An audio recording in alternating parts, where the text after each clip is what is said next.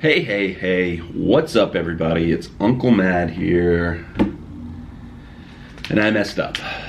So, yesterday, I arrived in Orlando, Florida for the Walt Disney World Marathon weekend.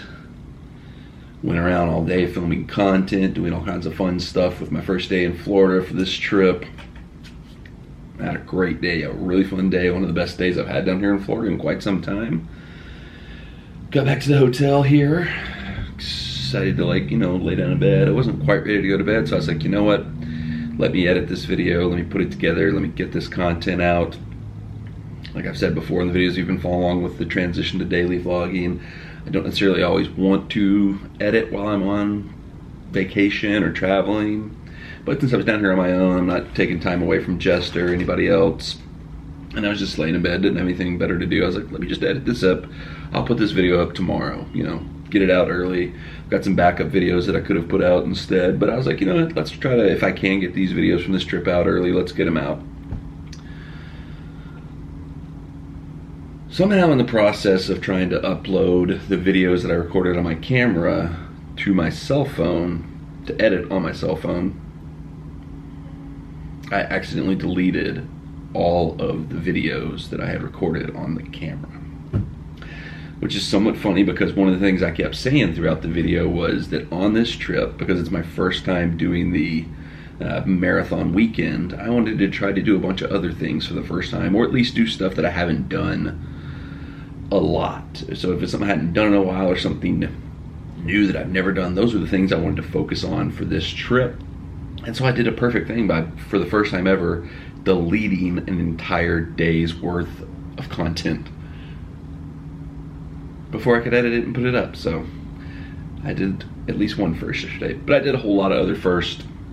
I do have some of the footage from yesterday because I did shoot some stuff on my phone. Luckily at one point in the day, my battery on my camera died, and before I could get a new battery to replace it, I was just able to record some stuff on my cell phone. So I do have some video footage. So I thought for today's video to commiserate the lost footage, I'll kind of recap what I did on my first day in Florida, and the footage I do have I'll put in as we go. But got up at about 3:45 in the morning yesterday. Jessica took me to the airport for a 5:20 a.m. flight out of Nashville to Orlando. Everything was smooth, fine there.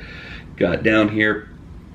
First kind of new thing that I'd never done before that I did right out of the gates was I got a rental car for this trip. I've never gotten a rental car before on any of my previous trips down here to Orlando. I've either driven down myself or I've used Ubers. And once I decided, about a week ago, I was looking at the trip and I thought to myself, how much would a rental car cost? Because the one kind of hang up of using Ubers on this trip for me was going to be going to and leaving the actual half marathon on Saturday, the race that I'm doing on this trip. So I thought, you can schedule an Uber, so I could, you have to leave about 3:34 in the morning to get to the race site. So I was like, I could schedule an Uber and be pretty confident that I'd have a ride to the race. But if they cancel or something else happens, or if there's surge pricing because it's, super early in the morning and everybody's trying to get over to the race site, that could be a complication that I didn't want to deal with, or a stress that I didn't want to have on my head going into the whole thing. And then also leaving the race, I didn't want to have to be gross and sweaty from running the race and climb into some stranger's car and make them smell my stinky, sweaty butt the whole way back. So I just started looking at some rental car prices and started doing the math, and I was like, if I get a rental car at the price I was able to find, I was like, it's either going to be cheaper or even, worst case scenario, a break even than what the total cost of getting Ubers throughout the weekend would have been. So I said, you know what? I've never done this before. Let's pull the trigger on it. I got a rental car. The process for the company I got mine was a little clunkier than I would have liked. I went through a company called Nextcar. I went through Expedia actually to get them, but Nextcar was the company that I ended up renting from. They pick you up at the airport, a shuttle. I had to call and say, hey, I haven't seen the shuttle in like 40 minutes. And they're like, oh, sorry, we'll send one over now. But I think I may have just missed one. I don't know. Drove me over to their offsite location. It was about a 30-40 minute in the door, out the door there. Got my car, decent car. It's going to do everything I need for the weekend. Got in the car. Didn't know what I was going to do because hotel check-in wasn't until 4. This was about 10 o'clock. The race expo over at the ESPN World of Sports didn't start till noon. So I didn't really know what I was going to do with myself, but I sat there and it popped in my head, hey, I've got the Universal annual pass. I hadn't planned to go to Universal yesterday, but I was like, let's just pop over to Universal. Let's see what's going on there. And this is where things get kind of funny, because I said I wanted to do new things, different things that I maybe haven't done in a while or that I've never done before. Went to Universal Studios and literally did all of my favorite things that I always do. I went straight to the Velocicoaster and rode that. Then I went on the Hogwarts Express over to Universal Studios, went straight to the Day Cafe and got my favorite sandwich, the Midtowner. I love Velocicoaster. That is my favorite ride in all of Orlando right now.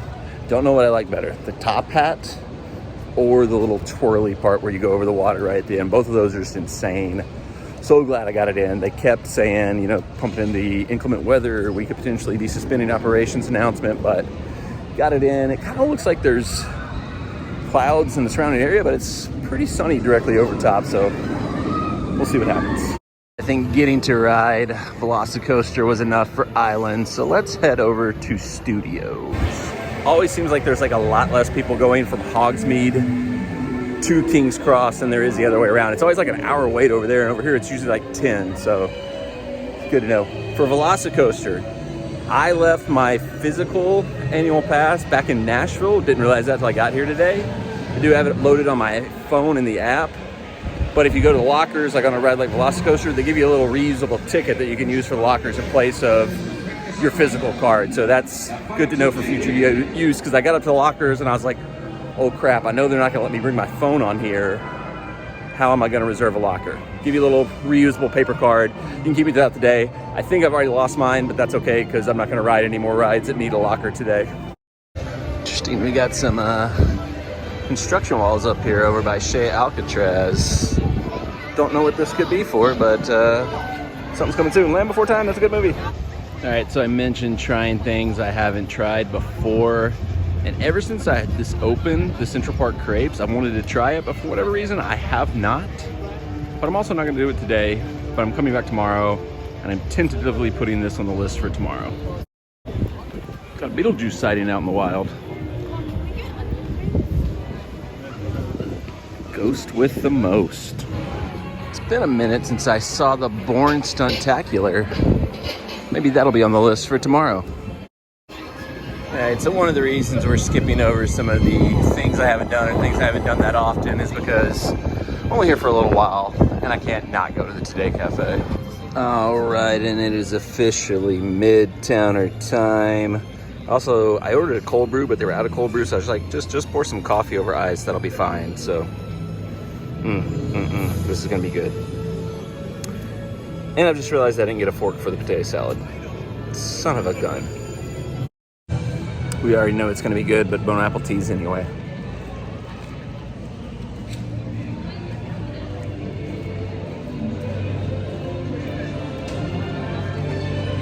Oh yeah. Despicable Me, Minion Mayhem. This is a ride I've never done. Will I add it to the list tomorrow? Probably not. It doesn't even have a wait time. This will never not be sad. RIP to Nickelodeon Studios. And I guess to the Blue Man Group Theater too, because it's closed now and just nothing's back there anymore. I just had a great idea. Rip Ride Rockit, which apparently is down at the moment due to weather, which it's sprinkling. You can see it's kind of overcast. We should probably be getting out of here, but let me share my idea. Retheme Rip Ride Rockit to some sort of Nickelodeon property, SpongeBob, whatever. You don't need the studio theme anymore over there because they've pretty much abandoned that across the board, but make that some kind of Nickelodeon kids area for kids to walk through. You're welcome, Universal. You don't even have to pay me for this one. I really do think that would be the best of both worlds, because like people my age who grew up on Nickelodeon would like be able to ride Rip Ride Rockit in its new Nickelodeon form for like a nostalgia type thing. And then you've got whatever you could put into that building for kids for the new generation of Nickelodeon fans. How do I get a job here? Universal, call me. I'm open for work.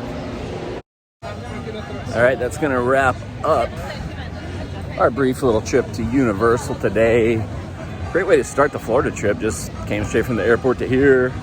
Got to ride Velocicoaster, which is the best ride in the park.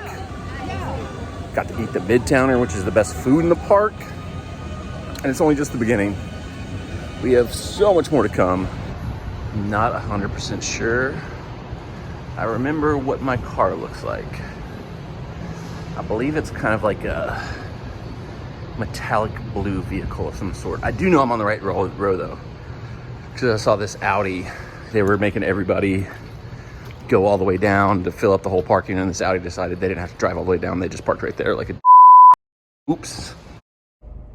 Okay, so since I said this trip was going to be about doing things I either haven't done or haven't done recently, and then I immediately went to Universal Studios and did all the things that I always do, I feel like I have to wrap this video up by doing something I've never done before here in Orlando that I've always wanted to do, but I've never done it because it's not related to the theme parks, and it's never really made sense when I didn't have my own vehicle to like Uber to this location. But today, since I've got the rental car, I can go wherever I want. It's the perfect time to finally check it out. That's right. We are checking out Hogan's Beach Shop.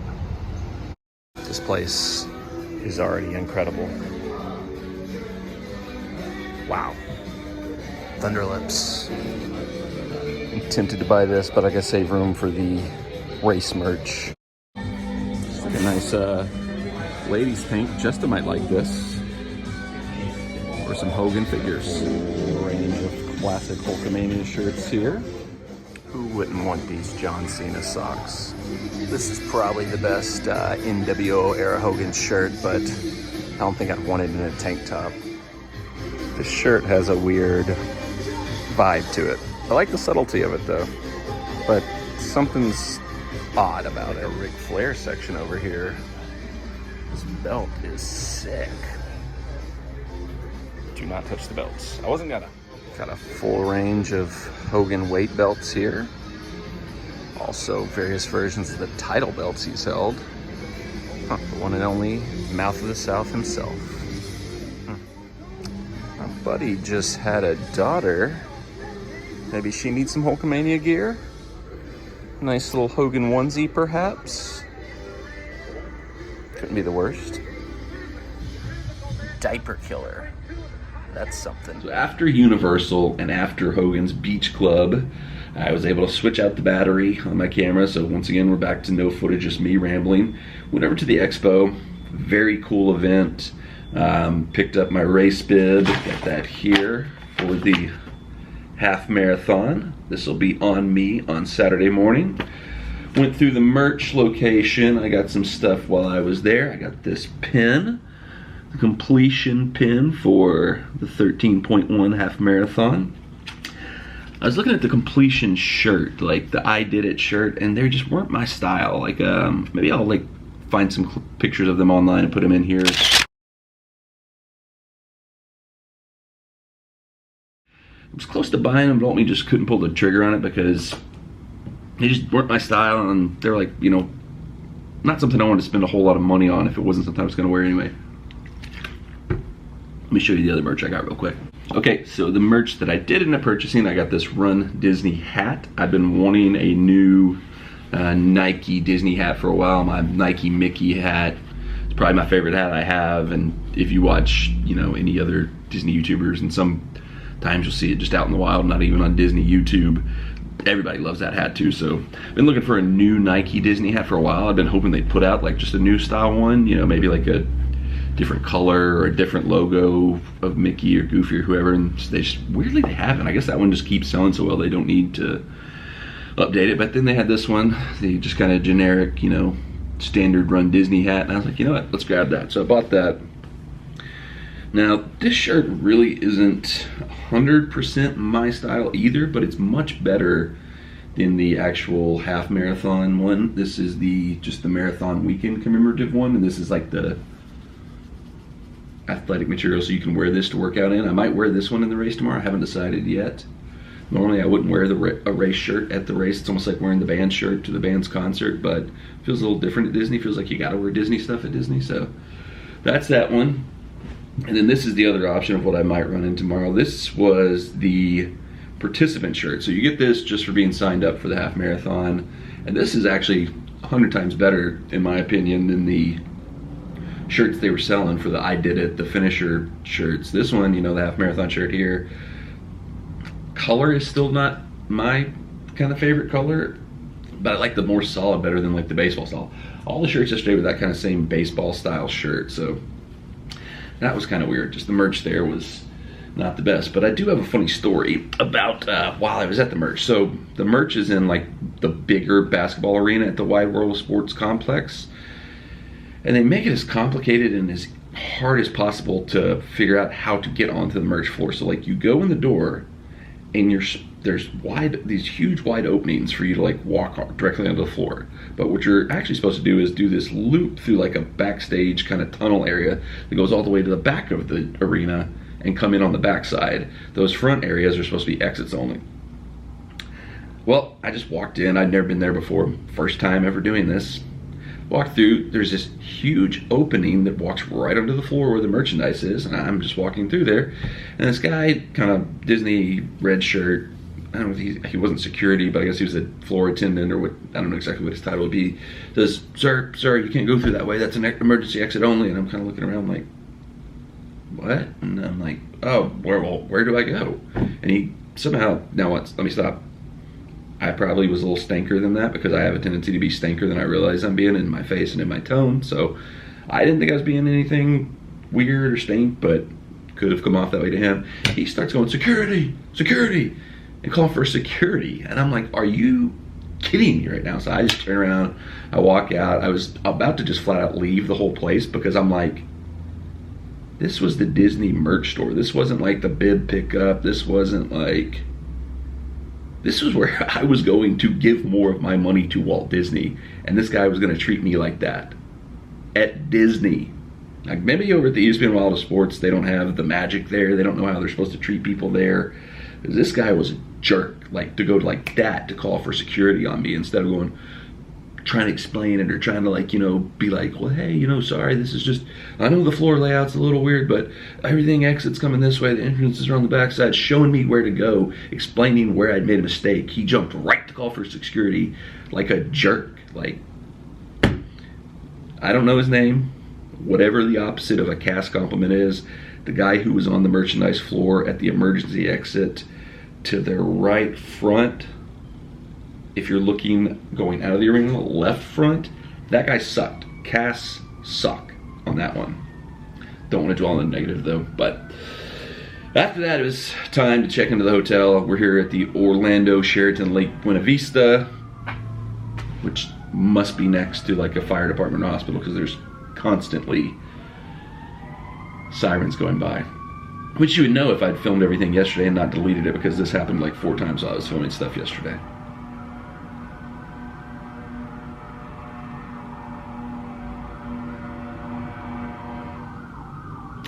I'm not going to talk too much about the hotel in this video though, because I'm going to start my next video and just do a full sweep of the hotel. I'll re-tour the room. I'll go down and I'll kind of look around the complex. I really haven't done that yet because I didn't get in until 4 o'clock yesterday and able to check in, and I kind of had some stuff that I wanted to do last night, so didn't spend too much time at the hotel last night. But we'll start the video today, this morning. Once I get done filming this one, I'll go around the hotel, give a full tour, a full kind of almost mini review of what the hotel's like. I'll give you right out of the gates. It's kind of awesome. I got this for a steal. Like, I usually, if I'm not staying on like Disney or Universal property, I'll do like those Priceline Express deals where it's like a mystery hotel and you just get a few little snippets about what the hotel's like and the price, and I'll kind of like try to like, there's some sites you can use to try to figure out where you're going to be at. And so, I got this one for a good price, and it's a lot better than what I paid for it, I would say, because it was in that range where you're like, could be nice, it could be crap. Ooh.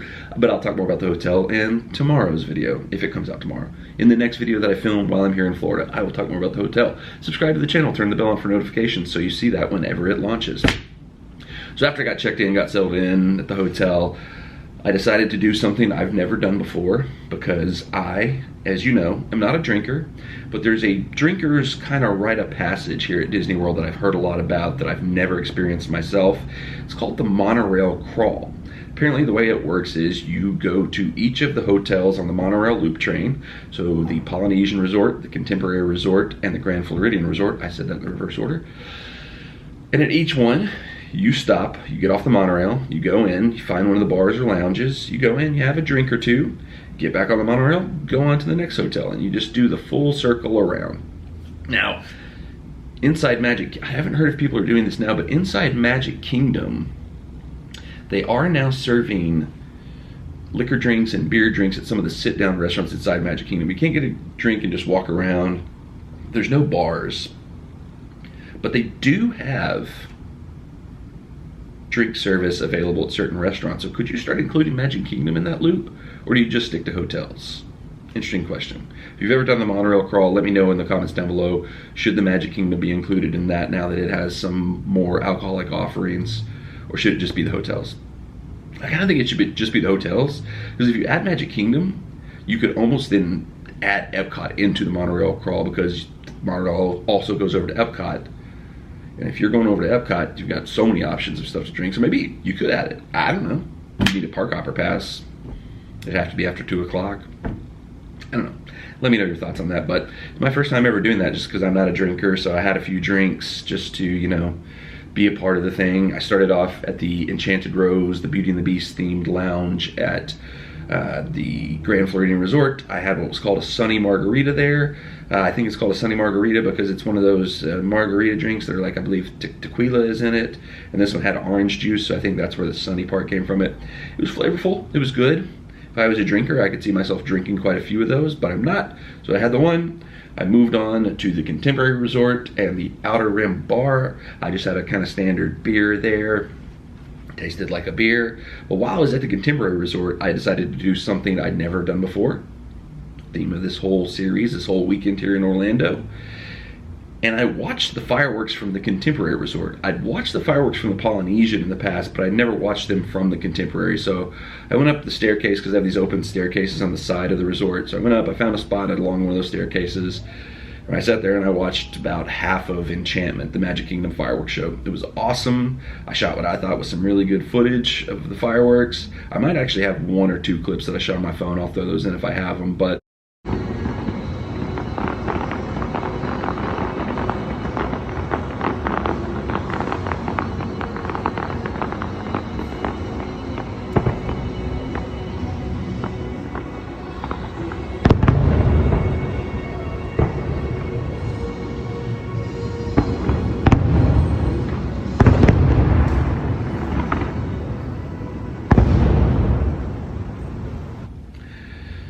almost everything that I shot, as with everything else from yesterday, was lost. That sucks. That one is the one that's kind of like the most frustrating, because I love fireworks and I loved being at that vantage point, being able to shoot from that vantage point. And so I finished the monorail loop back where I started at the Polynesian Resort.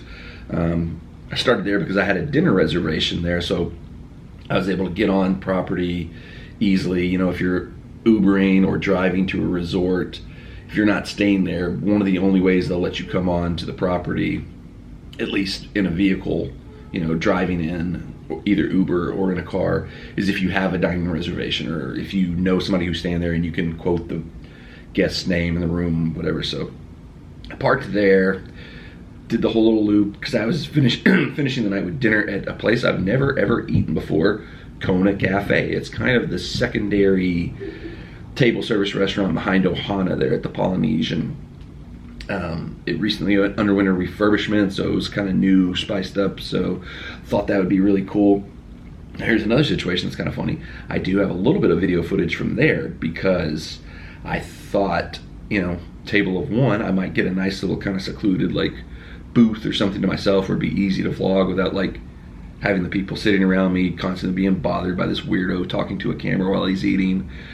You know, I was set in like this one of those rows where it's like a bench, table, and then chairs on the other side of the bench. So it's basically almost like this much space between me and the tables next to me, like practically family style. Just sat there, had conversations with the people around me the whole time there, which was great. Very nice people.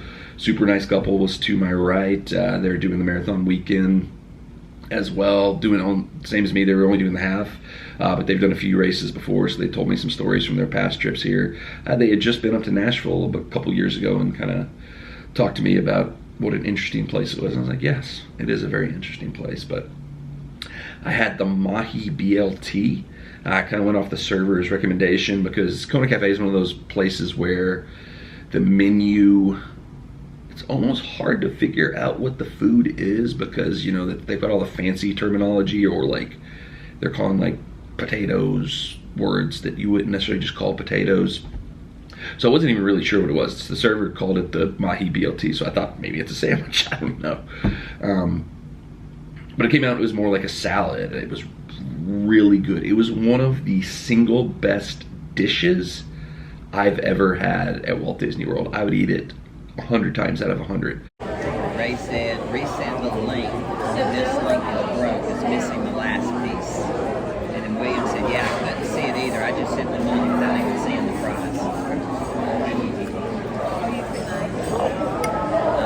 Well, I mean, I sent it. I clicked on it and it worked.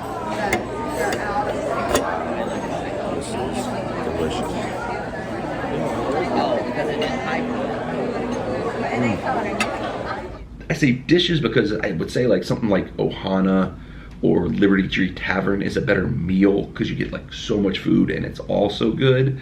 But this one single dish, the Mahi BLT, might be the best dish I've ever had at Walt Disney World. It was spectacular. It was an awesome capper to end the night on with that meal at Kona Cafe. It was great. It was phenomenal.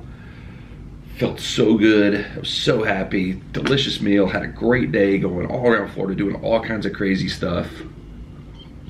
And then of course I came back to the hotel and deleted all the footage. So that's where we are today. So that's it for this one. Obviously it's a little bit more of a unique video with me dictating things that I filmed that I'm not actually showing to you, but hopefully this is the only time that happens on this trip, because there's going to be a lot more content coming from this trip, hopefully, if I don't delete it again, because I could have easily gotten two to three videos out of the stuff I shot yesterday. So that's kind of also the bummer, trying to daily vlog, and I had 3 maybe days covered worth of stuff that I shot in one day, and it's all gone down the toilet and turned into just one day of content. So like this video, you know, to make me feel better about my stupidity. Leave some comments down below if you've ever done anything as dumb as that. Also, you know, leave some comments down below. What are the kind of hidden things? You know, I've done almost everything there is to do down here, so it's hard for me to find the things that I've never done before, so to speak. So give me some ideas in the comments down below. What are some things that maybe you've done that people don't do that often when you're down here in the Orlando, Florida area? More content to come. Thanks for watching. Let's all commiserate. Let's all make ourselves feel better by having a quick moment of zen with Mr. Cat. Take it away, Mr. Cat. Default Mr. Cat. Moment of zen for vlogs where I forget to do it. Here it is.